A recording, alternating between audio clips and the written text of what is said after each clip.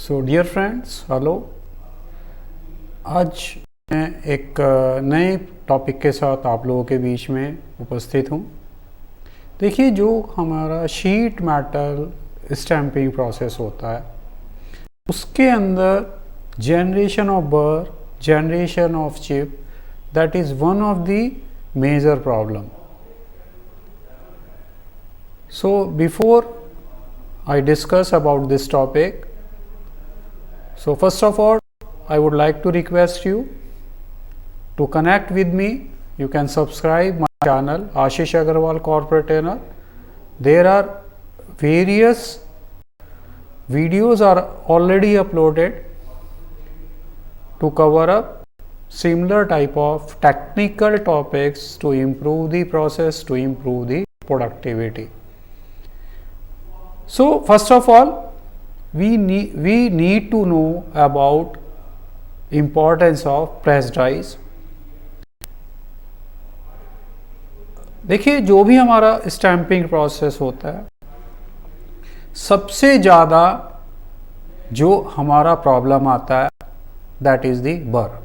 So growth of the burr is the fastest problem we can consider in stamping process. इस burr की वजह से क्या होता है, we need to repair more and more number of part. जो भी हम लोग रिपेयर रिवर्क की एक्टिविटी करते हैं किसी भी स्टैंपिंग शॉप में, सबसे ज़्यादा हमारी जो मैन पावर एंगेज होती है वो डीबरिंग के लिए यूज़ करते हैं. इवन एक डेडिकेटेड एरिया होता है हर एक शीट मेटल पार्ट सप्लायर के यहाँ, जहाँ पर कि continuously lot of people are engage to remove the burr only from stamping. तो समटाइम जो हमारा डाई मेंटेनेंस का फ्रीक्वेंसी होता है, like we resharpen punch die etcetera, और डिफरेंट पार्ट का हम लोग एक्यूरेसी मेंटेन करते हैं. So that can be determined by the height of the burr. अगर हमारा बर का हाइट ज़्यादा है, एक लेवल पे आ जाता है, तो we take up that die maintenance, या हमें मालूम है कितने स्ट्रोक के बाद हमारा बर बढ़ जाएगा, तो that is the criteria we take up for preventive maintenance of die. देखिए, जो हमारी बर की हाइट है, समटाइम इट इज़ यूजफुल, और यह हम बर की प्रॉब्लम से टूल की लाइफ को भी रिलेट करते हैं. अगर हमारा बर का प्रॉब्लम सॉल्व हो जाए, या हमारा बर की जो फ्रीक्वेंसी आने की, आउट ऑफ स्पेक जाने की जो फ्रीक्वेंसी है, अगर वो डिले हो जाती है, तो हम लोग अपनी डाई की लाइफ को भी एक्सटेंड कर सकते हैं. तो burr life is related to life of a die also. देखिए, जो हमारे डाई होती है उसमें बहुत सारे पार्ट होते हैं, लाइक गाइड एलिमेंट्स या स्ट्रीपर्स और stripper guide, and some of the parts which affect the rigidity of the die, which affect the dynamic accuracy of die. तो ये जो इस तरह के हमारे पार्ट्स होते हैं, ये हमारा बर कंट्रोल करने में, या इनका डायरेक्ट रिलेशन है static and dynamic accuracy of this part related to burr control. देखिए, जब भी हम लोग नोटिस करते हैं डिफेक्ट ऑफ बर और chip generation, excessive chip generation, तो there are various causes like improper clearance between cutting edges, male and female, punch and die, और cutting edges are worn out, या चिप ऑफ हो गई है, या round of हो गई है, या डैमेज हो गई है. And improper pressure holding, supporting of the pad, and uneven surface matching in the trimming area, piercing area और cutting area. So there are various causes. So now we are going to discuss all these causes one by one. आज हम लोग main बात करेंगे, first जो cause है improper clearance between cutting edges. तो आज की वीडियो में हमारा ये मेन टॉपिक रहेगा. देखिए, सबसे पहले हमें समझना होगा a basic function of the different parts of a tool or die. तो we can categorize them like structural component, working components, guiding or locating components, stripping components, fastening components and feeding components. तो basically जो components हैं ये die के components हैं या एक tool के पार्ट्स हैं। अगर हम फर्स्ट टाइप ऑफ पार्ट्स की बात करें, serial number 1 to 5, they play a very important role to control the burr. उनका स्टैटिक एक्यूरेसी पार्ट्स का and dynamic accuracy is very important. देखिए अगर हम स्ट्रक्चरल कंपोनेंट की बात करें तो जो डाई या टूल के कंपोनेंट होते हैं, जो डिफरेंट जो डाई के पार्ट्स होते हैं उनको होल्ड करने के लिए, एक दूसरे से जोड़ने के लिए, प्रेस से जोड़ने के लिए उनका यूज करते हैं। डाई लोअर प्लेट और या इनको हम अपर शू लोअर शू भी बोलते हैं, शैंक। तो इन सब पार्ट्स का हमें फ्लैटनेस, पैरेलिज्म, परपेंडिकुलरिटी, तो डिफरेंट फंक्शंस होते हैं इन पार्ट्स के, उनको मेंटेन करना बहुत ज़रूरी है जिससे कि हम डाई को प्रॉपर रन कर पाए, तभी हम बर फ्री पार्ट को जनरेट कर पाएंगे। Some of the components are working components, जिनका काम क्या है, वर्किंग कंपोनेंट कटिंग है, पियर्सिंग है, लाइक पंच, डाई। तो पंच और डाई में क्या रहता है, वर्किंग जो पार्ट्स होते हैं either they got worn out over a period of time. तो हमने क्या है, इनकी सर्विस लाइफ को बढ़ाना है कि ज़्यादा देर में वियर टियर हो या चिप ऑफ हो जाते हैं, ब्रेक हो जाते हैं, डैमेज हो जाते हैं, क्रैक हो जाते हैं। तो कैसे हमने जो भी हमारे वर्किंग कंपोनेंट्स हैं which are doing the cutting action और शेयरिंग एक्शन, कैसे हम उनकी सरफेस लाइफ को बढ़ाएं, रिप्लेसमेंट की साइकिल को बढ़ाएं। अनदर इज गाइडिंग और लोकेटिंग कंपोनेंट्स। देखिए जो गाइडिंग एंड लोकेटिंग कंपोनेंट्स होता है उनका मेन रोल क्या होता है, the most important part is, जैसे कि आप लोग बोलते हैं डाई सेट, तो डाई सेट में एक लोअर हाफ होता है, एक अपर हाफ होता है। उनको हमने लोअर प्लेट और अपर डाई प्लेट या लोअर शू एंड अपर शू, उनको हमने अलाइन करना है जिससे कि जो भी हमारे पार्ट्स हैं उनके लिए हम एक रेफरेंस क्रिएट कर पाएँ। तो जब हम एक रेफरेंस क्रिएट करते हैं, accordingly we can set the alignment of punch and die, और जो दूसरे स्टीपर हैं या और कोई गाइड प्लेट्स हैं, तो all the reference come from these guiding element like guide post, double pin. So they are the example of guiding components. अब हम आ जाते हैं स्ट्रिपिंग और होल्डिंग कंपोनेंट्स पे। कंपोनेंट्स जिनका क्या रोल है, रिमूव और strip the blank, scrap from the punch और die when die is in operation like skipper, push pin, ejector, knockouts। कुछ और कंपोनेंट्स होते हैं जिनका मेन रोल होता है होल्ड करके रखना, फास्टनिंग करके रखना, सपोर्ट देना, like die insert backing plate, punch plate, die block, heel guide, different type of fasteners, different type of clamp and the feeding components. Feeding components क्या होता है, ब्लैंक या मेटल शीट को, जो भी हमारा ऑपरेशन स्टेशन है, स्टैंपिंग ऑपरेशन है, डाई में फीडिंग का रोल रहता है। सो माय डियर फ्रेंड, अगर हम लोग बर को कंट्रोल करना चाहते हैं, अगर हम बर की हाइट को रिड्यूस रखना चाहते हैं, तो हमें जितने भी डाई के डिफरेंट कंपोनेंट्स हैं उनकी एक्यूरेसी को मेंटेन करके रखना होगा थ्रू आउट दी ऑपरेशन, जब तक हम उस डाई को यूज़ कर रहे हैं। सो सबसे पहले जैसे मैंने बोला था, आज का हमारा मेन टॉपिक रहेगा improper clearance between cutting edges. There is the importance, क्योंकि जैसे कि आप लोग जानते हैं कि अगर हम लोग कोई भी ट्रिमिंग या ब्लैंकिंग या कोई शेयरिंग या पियर्सिंग ऑपरेशन करते हैं, we need to maintain proper clearance, क्योंकि अगर क्लियरेंस एक्सेसिव होता है, ज़्यादा होता है, उससे बर ज़्यादा आती है, या क्या होता है फ्लैश आ जाता है पार्ट के ऊपर, एक बिल्टअप एज बन जाती है कटिंग एज के साथ साथ पार्ट के ऊपर। अगर क्लियरेंस कम होता है तो इससे क्या रहता है कि इफेक्ट आता है, जो पंच और डाई है उनका वियर टियर बढ़ जाता है, जिसकी वजह से हमें बार बार पंच और डाई की रीशार्पनिंग करनी पड़ती है, जिससे कि which effect the tool life also, tool life कम हो जाती है। सो बेसिकली एक और फैक्टर होता है कि जो क्लियरेंस होता है, प्रॉपर टूल क्लियरेंस हमें जो मेंटेन करता होता है, that depends upon the material of the sheet.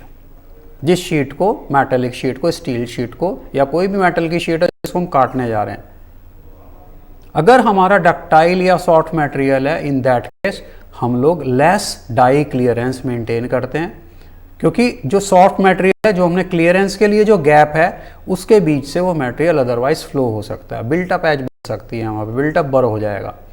और हार्ड मटेरियल के लिए we need more die clearance for good shearing action. सो मटेरियल की जो टेंसाइल स्ट्रेंथ होती है, मटेरियल की जो डक्टिलिटी होती है, उसके हिसाब से क्लियरेंस हमारा वेरी करता है।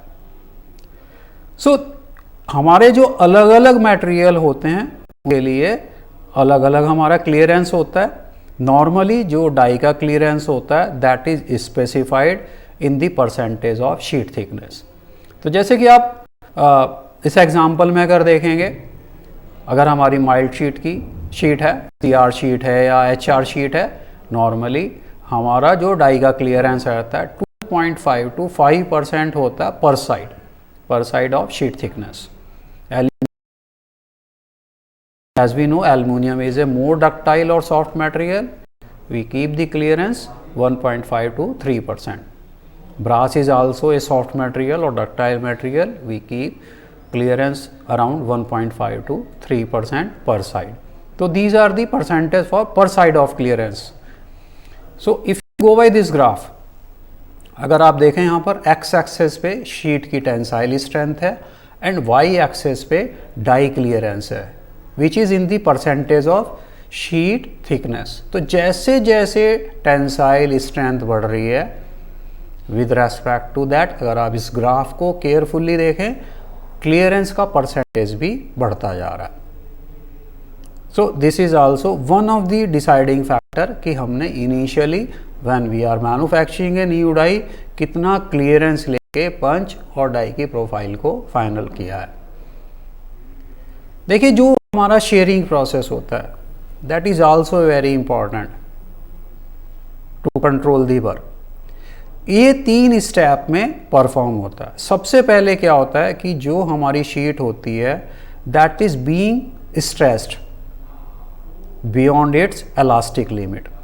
उसके बाद क्या होता है, वहाँ पर जिस वजह से क्या होता है, मटेरियल की सैगिंग होने लगती है, there is plastic deformation. Before shearing sagging होती है मटेरियल की, प्लास्टिक डिफॉर्मेशन होता है। जैसे कि अगर आप इस स्लाइड को ध्यान से देखें, जो एजेस हैं ये राउंड ऑफ हो गई है मटेरियल की, देन फ्रैक्चर्ड स्टार्ट। तो शेयरिंग के बाद में मटेरियल का फिर रप्चर हो जाता है। तो जैसे कि यहाँ पर आप अलग अलग एग्जाम्पल्स देख रहे हैं जिसमें दिखाया गया है, अगर लार्जर क्लियरेंस है तो फ्रैक्चर का जो एरिया होगा वो ज़्यादा होगा, शेयरिंग सरफेस जो शाइनिंग होती है सरफेस के ऊपर वो कम होगी। अगर मीडियम लेवल क्लियरेंस है तो ऑलमोस्ट ये आपको 50-50 की रेशो में नज़र आएगा, शेयरिंग एंड फ्रैक्चरिंग, मतलब फ्रैक्चरिंग का एरिया टोटल थिकनेस का। स्मॉल क्लियरेंस है तो larger area will be of sharing surface, जिसमें आपको शाइन नज़र आएगी, मे बी अराउंड 2/3 और मोर देन 2/3 एरिया। और बहुत ही ज़्यादा क्लियरेंस अगर कम है तो ऑलमोस्ट आपको फ्रैक्चर नज़र ही नहीं आएगा, पूरा ही शीट थिकनेस का एरिया आपको शाइनिंग में नज़र आएगा। तो देखिए, अगर हम देखें, जब हम लोग कहीं पर भी शेयरिंग ऑपरेशन करते हैं, 2 तरह की फोर्सेस एप्लीकेबल होती हैं, वर्टिकल एंड हॉरिजेंटल, जिसको कि यहाँ पर हमने क्या दिखाया, V एंड H से डिनोट किया है। सो जो हमारी शेयरिंग फोर्स होती है दैट इज वर्टिकल। तो जो शेयर एरिया जितना ज़्यादा होगा, जितना हमारा शेयरिंग एरिया की लेंथ होगी, जो उसका शीट थिकनेस होगा मटेरियल का, तो हमारी वर्टिकल फोर्स है अकॉर्डिंगली बढ़ती चली जाएगी। एंड हॉरिजेंटल फोर्स का क्या है कि जितना हमारा क्लियरेंस बढ़ेगा उतना % हमारी ज़्यादा हॉरिजेंटल फोर्स बढ़ेगी। तो इसका जो रिलेशन है वर्टिकल फोर्स का परसेंटेज, जितना % हमारा क्लियरेंस है उतना ही वर्टिकल शेयर फोर्स का परसेंटेज हमारा हॉरिजेंटल फोर्स का होगा। सो हमें क्या करना पड़ेगा, अगर हम लोग परफेक्ट शेयरिंग चाहते हैं या कटिंग ऑफ शीट मेटल चाहते हैं, तो हमारा clearance during the cutting operation throughout the shearing operation it must be maintain appropriate as per the calculation, as per the formula. So देखिए क्लियरेंस क्या होता है। Clearance is a space between punch cutting edge and die cutting edge. So this is the extra space require जो कि allow करता है clearance की वजह से punch will pass through to a punch hole in the material. So that clearance required, otherwise punch और die दोनों ही damage होने के चांसेस बने रहेंगे। अब देखिए जैसे यहां पर आप एक गाइड पिलर देख रहे हैं, अगर हमारे गाइड पिलर की कुछ कैसी कंडीशन होगी, can we maintain the clearance. देखिए नॉर्मली अगर हम एग्जाम्पल की बात करें कि हमारा शीट का थिकनेस 1 mm है, तो clearance will be around 50 microns और 30 microns between punch and die. But if we have such a bad condition of guide pillar, highly worn out, can we maintain the clearance of 30 micron or 50 micron? That is next to impossible. So हमारा part to part, lot to lot, die setter to die setter, machine to machine, there will be variation in the burr height. So we need to see the condition of pillar and bush. अब देखिए यहाँ पर आप ball cage type guide pillar guide bush का set देख रहे हैं। If you see the condition of ball cage, balls are missing. अगर हमारी बॉल केज से बहुत ज़्यादा बॉल्स मिस है, इसका मतलब क्या है, we can not maintain the clearance properly. So in any case more than 20% balls should not be missing. 20% से ज़्यादा बॉल केज में से मिस नहीं होनी चाहिए। जब भी आप चेक करें, प्रिवेंटिव मेंटेनेंस में जाएं, जब भी आपकी नोटिस में आता है कि बॉल की क्वांटिटी 20% से कम हो गई है, टोटल क्वांटिटी के 20% से कम, immediately you need to replace the guide pillar and guide bush set. और या बॉल केज को भी अलग से चेंज कर सकते हैं if your guide bush dia is okay. Sometime this is the condition, guide bush break हो गया, so there is no use. सिर्फ हमने कहने के लिए क्या किया हुआ है, गाइड बुश लगाया हुआ है डाई में, but it is not functioning. If there is over clearance it means guide pillar guide bush का रोल ही खत्म हो जाता है। देखिए जो हमारे गाइड पिलर और गाइड बुश वॉर्न आउट होते हैं, वो all around and throughout the depth उनका जो अमाउंट होता है वियर टियर का, वो कभी भी सेम नहीं होता, इट वेरीज।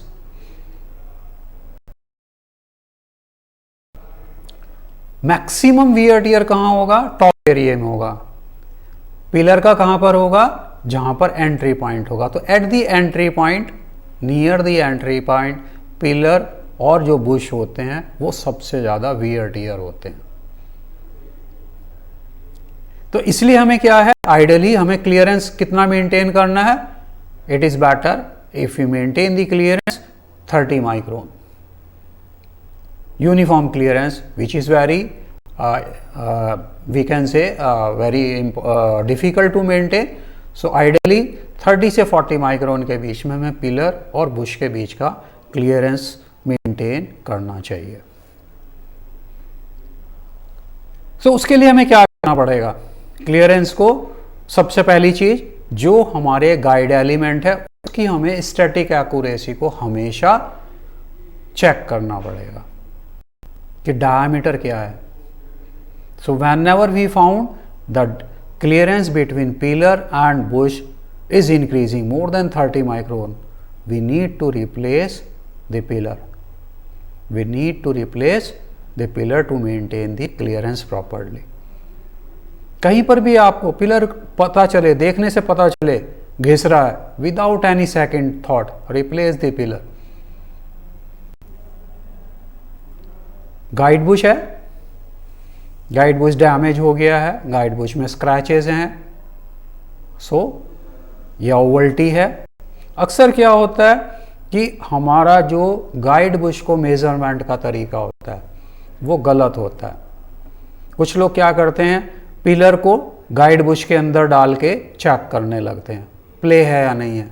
लेकिन मैंने आपको अभी 2-3 स्लाइड पहले एक स्लाइड दिखाया था कि जो वियर टियर होता है वो गाइड बुश में पार्शियल कुछ एरिया ऐसा होगा, एक पर्टिकुलर, अगर आप 360 डिग्री का सर्कल देखें उसमें एक पर्टिकुलर एरिया होगा जहां पर वियर टियर हो रहा होगा, ओवल्टी आ जाती है।